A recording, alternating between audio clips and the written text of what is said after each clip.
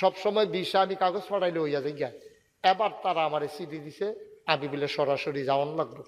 সরাসরি সিডি লইয়া গেছি, পরে সকালে রাত্রে তো বাসাত কুমিল্লা গিয়ে ঢাকা গিয়া রইছি, সকালে সিডি লইয়া গেছি, পরে সিডি দেখা সেটা মালয়েশিয়ান এক লোক কয়, বাংলা ফারে শিক্ষা লাইসেন্সে থাকতে থাকতে কয় এটা তো 19 তারিখে আপনার ইন্টারভিউ হবে, আজকে 18 তারিখ আপনি আইসেন গিয়েছেন। আমি কই ভাই আমি মালয়েশিয়া না গেলেও 19 তারিখ আর আইতাম পারতাম না, ভাল লাগলে আমার নিতেন পারেন, না ভাল লাগলে নাই। হ্যাঁ আমার ফেলছাইয়া কয় মুরব্বী, আমি বুঝ জ্বালাইছি তে চিন নালাইছি।